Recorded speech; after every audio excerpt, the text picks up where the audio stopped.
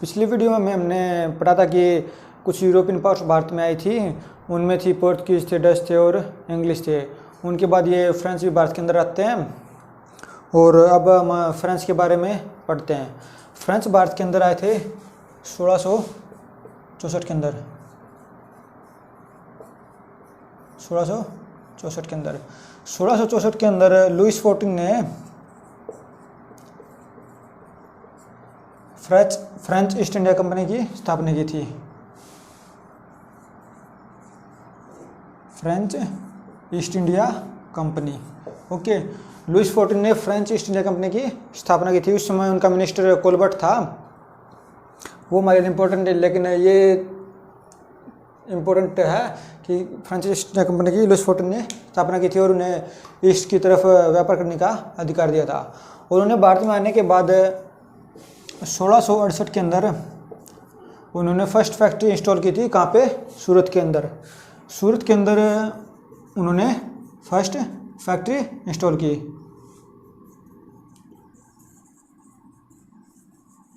और उसके बाद उन्होंने 1669 के अंदर ही उन्होंने सेकंड फैक्ट्री इंस्टॉल की। कहाँ पे? मछलीपट्टनम में।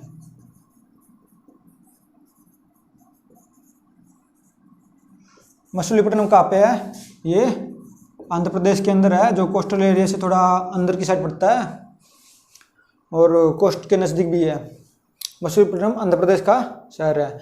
उसके बाद ये इन्होंने भारत के अंदर 2 बेस बनाए थे 1674 तक। वो 2 बेस थे, एक पौंडीचेरी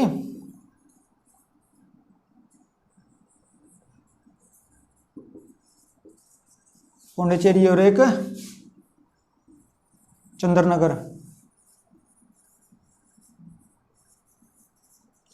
ये चंद्रनगर वेस्ट बंगाल के अंदर पड़ता है, ओके। और ये पौंडीचेरी तमिलनाडु के अंदर। आज पौंडीचेरी के पास जो पौंडीचेरी यूनियन टेरिटरी है उसमें हमारे 4 लोकेशन है, जैसे कि दक्षिण भारत है। ये तमिलनाडु हो गया, ये केरला हो गया, कर्नाटक हो गया, ये आंध्र प्रदेश। यहाँ पे एक पौंडीचेरी, कोडाईकल और माहे, और फोर्थ आप सर्च भी कर सकते हो। ये मुझे एट ए टाइम याद भी नहीं आ रहा, ओके। लेकिन इन्होंने जो पौंडीचेरी है यहाँ पे इन्होंने बेस बनाया, और दूसरा इन्होंने जो वेस्ट बंगाल था वहाँ पे उन्होंने बेस बनाया था, ओके, फ्रेंच ने। और इसके बाद क्या हुआ कि इन्होंने पौंडीचेरी का एक गवर्नर बनाया गया था 1742 के अंदर, जो एक काफ़ी इम्पोर्टेंट पर्सन भी रहा है फ्रेंच पार्ट में। उसका नाम था Joseph Francisco duplex. Joseph Francisco duplex 1742 में इन्हों क्या हुआ, ये पौंडीचेरी का गवर्नर बनाया गया। पौंडीचेरी का गवर्नर, ओके। यह काफ़ी एम्बिशियस पर्सन था। इन्होंने फ्रेंच टेरिटरी को काफ़ी एक्सपेंड किया था और काफ़ी अग्रेसिव बंदा भी था ये, और काफ़ी अंग्रेज़ों को इन्होंने बहुत टक्कर भी दी। तो इसके बाद फ्रेंच और इंग्लिश की, ब्रिटिश की राइवलरी शुरू होती है, जो मेनली कर्नाटिक वार के रूप में जानी जाती है। और कर्नाटिक वार का बेस केवल इंडिया के जो फ्रेंच और ब्रिटिश टेरिटरी थे इनका नहीं रहा है, क्योंकि इसी समय जो यूरोप में ऑस्ट्रिया कंट्री है आज के समय, उसमें ऑस्ट्रिया वॉर चल रहा था। ऑस्ट्रिया ऑस्ट्रिया वॉर चल रहा था उसमें ऑस्ट्रिया वॉर चल रहा था, तो उसमें फ्रेंच भी इन्वॉल्व थे और ब्रिटिश भी इन्वॉल्व थे और काफ़ी अदर पावर्स थी वो इन्वॉल्व थे। सो उनके वहाँ पे वार चल रहा था, तो उसका असर भारत के अंदर भी हुआ। तो वहाँ पे आपस में लड़ रहे थे, तो ये भारत के अंदर भी लड़ने लगे। तो उसका इफेक्ट ये हुआ कि उस कर्नाटक वार हुआ, कर्नाटक वार। अब कर्नाटक वार, पहले तो इस लोकेशन देखते हैं कर्नाटक है कहाँ पे। ये जो हमारा तमिलनाडु स्टेट है, तमिलनाडु स्टेट के जो साउथर्न हिस्सा है उसको कर्नाटक वार कहा जाता है। ओके, तो तमिलनाडु स्टेट का साउथर्न हिस्सा कर्नाटक है और इसकी राजधानी कौन सी थी? आरकोट। ओके, कर्नाटक की राजधानी आरकोट थी। और वहाँ पे 3 वार हुए थे कर्नाटक के। एक फर्स्ट कर्नाटक वार था,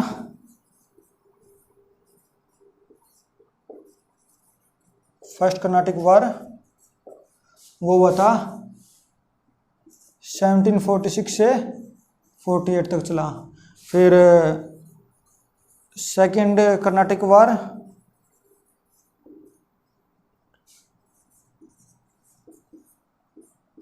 1749 से 54 तक चला। और उसके बाद थर्ड कर्नाटक वार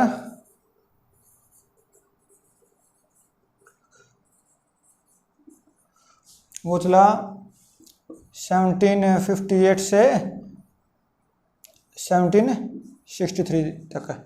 और इसके बाद फ्रेंच लास्ट वार तक फ्रेंच काफ़ी डिमिनिश हो जाते थे भारत से और बुरी तरह हार भी होती है। उनकी वांडीवास का युद्ध होता है 1760 में।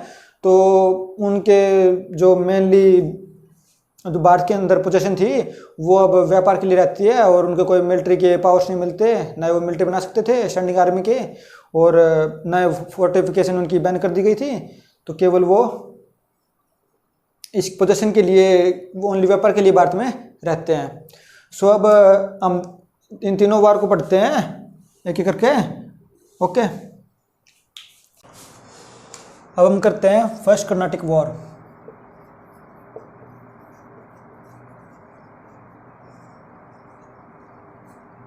जो फर्स्ट कर्नाटक वॉर है वो कब से कब तक हुआ? वो हुआ था 1746 से 1748 तक। जो फर्स्ट कर्नाटक वॉर है वो इंग्लिश और फ्रेंच के बीच में हुआ था।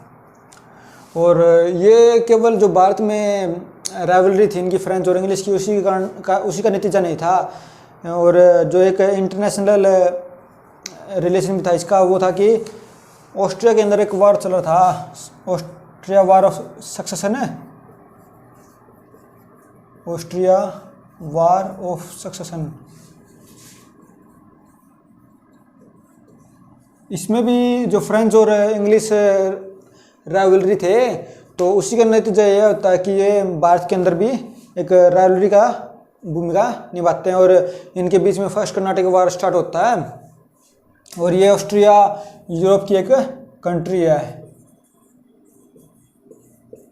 ओके, यूरोप की कंट्री है, वहाँ पे वार चल रहा था, उसमें इंग्लिश और फ्रेंच राइवलरी थे। सो इसमें फर्स्ट क्या डेवलपमेंट थी? 1746 के अंदर जो फ्रेंच है वो मद्रास के ऊपर अटैक करते हैं। Attack on Madras. Okay, Madras के ऊपर अटैक करते हैं। और लेकिन मद्रास एक काफ़ी इम्पोर्टेंट प्लेस था ब्रिटिश के लिए। वो उनका बहुत सारा व्यापार यहाँ से चलता था, तो उन्हें काफ़ी परेशानी होगी, तो अब वो चुप तो बैठने वाले हैं नहीं, तो उसका रिस्पॉन्स देंगे। और वो 1748 के अंदर वो पौंडीचेरी पे अटैक कर देंगे। ओके,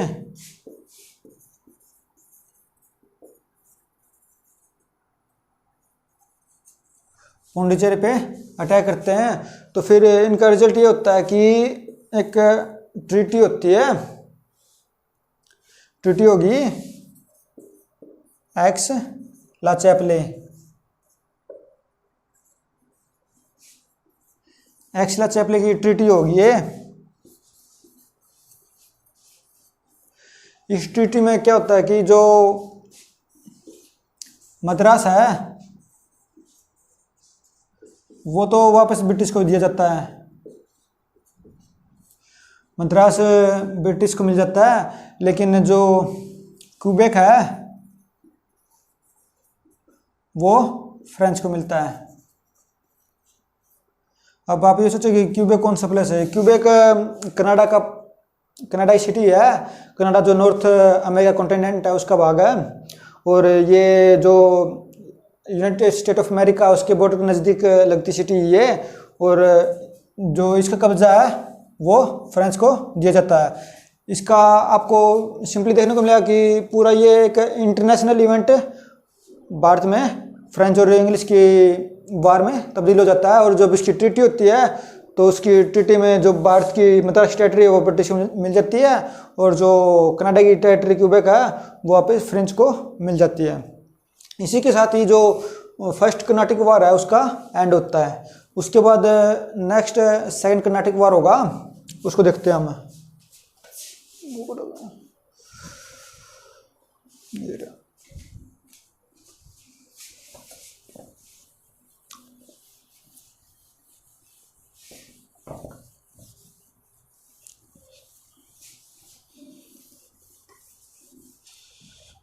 जो सेकंड कर्नाटिक वार, सेकंड कर्नाटिक वार कब से कब तक हुआ था? सेकंड कर्नाटिक वार होता 1749 से 1754 तक। ओके, जो सेकंड कर्नाटिक वार है वो कमर्शियल सुप्रीमेसी के ऊपर हुआ था। कमर्शियल सुप्रीमेसी, जो फ्रेंच और इंग्लिश थे ना वो व्यापार के ऊपर दोनों अपना एक अधिकार चाहते थे, तो उसी का नतीजा है कि जो ये सेकंड कर्नाटिक वार है और पिछली जो राइवलरी थी इनकी, फर्स्ट कर्नाटिक वार और इनके आपस के झगड़े, वो सेकंड कर्नाटिक वार में तब्दील हो जाते हैं। और उसके नतीजा क्या होता है कि जो 1749 के अंदर है जो फ्रेंच है वो आर्कोट के ऊपर हमला करते हैं।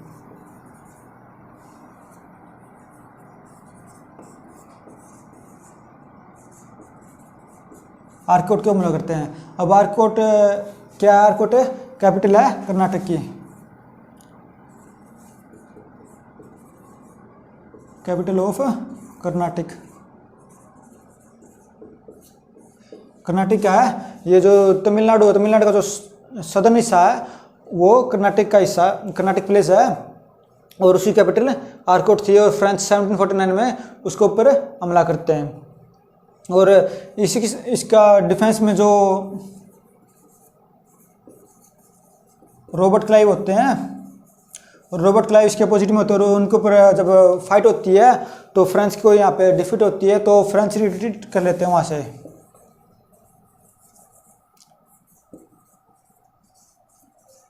फ्रेंच रिट्रीट कर लेते हो वहाँ से, पीछे उस युद्ध से पीछे हट जाते हैं।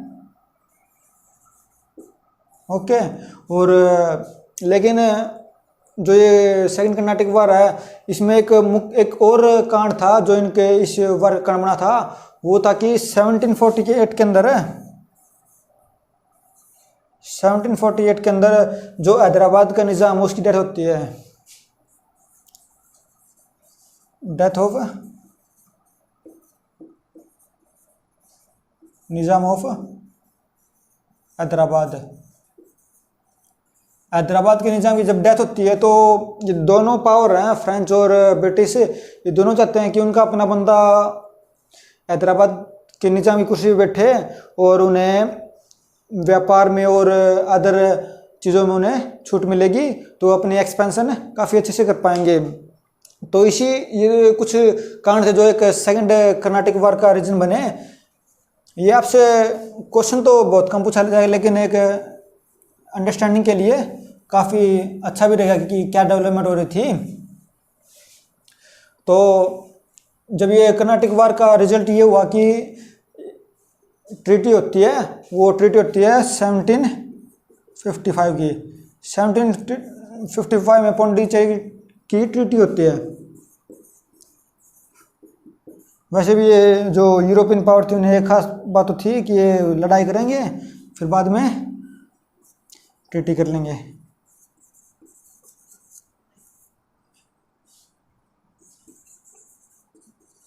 पुंडीचेरी ट्रीटी होती है, समझौता था पुंडीचेरी का, और उसके अंदर ये जो सेकंड कर्नाटक वार है इसी के साथ वो समाप्त हो जाता था। ओके, और सेकंड कर्नाटक वार के बाद अब हम पढ़ेंगे थर्ड कर्नाटक वार। थर्ड कर्नाटक वार कब से कब तक हुआ था? थर्ड कर्नाटक वार हुआ था 1758 से 1763 तक। 1758 से 1763 तक थर्ड कर्नाटक वार। जो थर्ड कर्नाटक वार है वो 1758 से 1763 तक चला था। इसमें क्या होता है कि जो अब इसमें मेजर डेवलपमेंट है ये हुई थी कि 1757 में जो लॉर्ड क्लाइव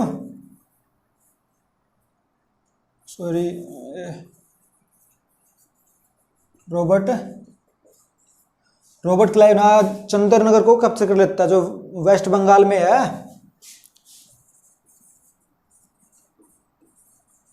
और जो चंद्रनगर ना ये पौंडीचेरी की फ्रांस की एक पोस्ट थी जो इन्होंने स्टार्टिंग में बनाई थी। इन्होंने 2 पोस्ट बनाई थी, एक चंद्रनगर थी और दूसरी थी पौंडीचेरी। इन्होंने 2 अपनी पोस्ट बनाई थी स्टार्टिंग में 1674 में। एक चंद्रनगर पोस्ट थी फ्रांस की और दूसरी थी पौंडीचेरी।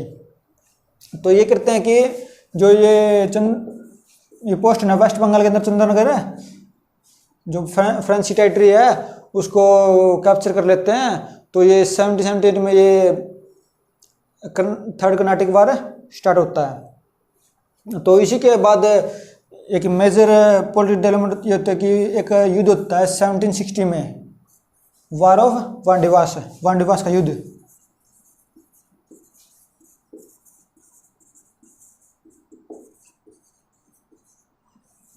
वांडीवास की युद्ध में क्या होता है कि जो फ्रेंच है वो बुरी तरह हारते हैं और इंग्लिश जीत जाते हैं। फ्रेंच वर्सेस इंग्लिश, आप इसे ब्रिटिश बोल दो। ओके, जो फ्रेंच है वो हार जाते हैं और ब्रिटिश जीत जाते हैं। ओके, जब ब्रिटिश की जीत होती है तो अब अकेली ब्रिटिश पावर ही भारत के अंदर बचती है। तो लेकिन हमें देखा कि जो कर्नाटक वार 1763 तक चला था, ये एक मेजर ये था। उसके बाद तो कुछ माइनर चीज़ें थी और लेकिन एक वार चल रहा था, वो वार था 7 ईयर वार। वो भी इसी के साथ साथ ही चल रहा था। वो भी एक कारण था कि थर्ड कर्नाटक वार का रीजन बना। 7 ईयर वार वो 1756 से 1763 तक चला। और 7 ईयर वार था वो फ्रेंच, ब्रिटिश, उसमें रशिया का भी पार्ट था और काफ़ी यूरोपियन पावर थी और कुछ छोटे छोटे ग्रुप भी थे जो उस 7 ईयर वार के अंदर भाग ले रखा था, जो 7 साल चला। तो इसीलिए इसका नाम भी 7 ईयर वार रखा गया। और जब ये 1763 के अंदर एंड होता है ना, तो इसका इफेक्ट भारत के ऊपर भी पड़ता है। जो इसका एंड 7 ईयर वार का एंड एक ट्रीटी के साथ होता है, वो ट्रीटी थी Paris treaty of Paris. Paris treaty के साथ ही ये 7 ईयर वार एंड होता है। और इसी के साथ भारत में भी कुछ चेंजेस होते हैं जो फ्रेंच और इंग्लिश की राइवलरी समाप्त करते हैं। उसमें क्या होता है कि जो फ्रेंच है ना, जो फ्रेंच होगा वो अब प्रोटेक्टोरेट स्टेट होगा इंग्लिश का। अब फ्रेंच खुद में एक इंडिपेंडेंट पावर नहीं होगी और उससे फ्रांस को अब इंग्लिश की प्रोटेक्शन मिलेगी भारत के अंदर, तभी वो भारत के अंदर अपना व्यापार और अन्य गतिविधियां चला पाएंगे।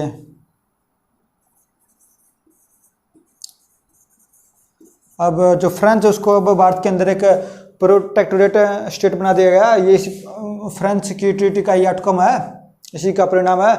और अब इसके साथ ही जो स्टैंडिंग आर्मी थी फ्रांस की,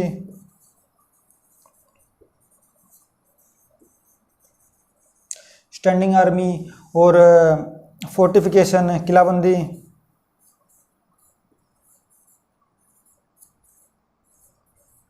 ये इन दोनों को ही फ्रांस के लिए प्रोहिबिट कर दिया गया। भी इन्हें इस बात की इजाज़त नहीं होगी कि वो अपने स्टैंडिंग आर्मी रख सकें या फिर वो अपने किलाबंदी या अपने किले बना सकें जिससे उन्हें यहाँ पे कुछ अधिकार मिले। लेकिन बस अब फ्रांस भारत के अंदर एक व्यापारिक कंपनी बन के ही रह गई थी। वो भारत में व्यापार करते हैं और धीरे धीरे वो भारत से निकल जाते हैं।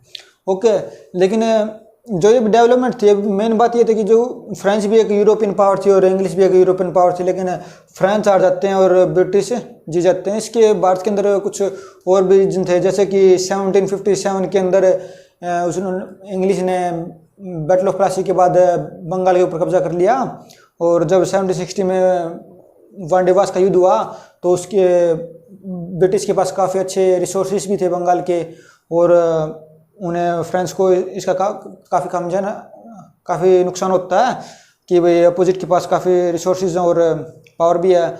और फ्रांस मेनली क्या है कि पौंडीचेरी और चंद्रनगर जैसे छोटी छोटी टेरिटरी थी उसके पास, लेकिन तब तक ब्रिटिश के पास काफ़ी एक्सपेंड हो चुका था, वो एक काफ़ी बड़ी पावर बन चुकी थी भारत के अंदर।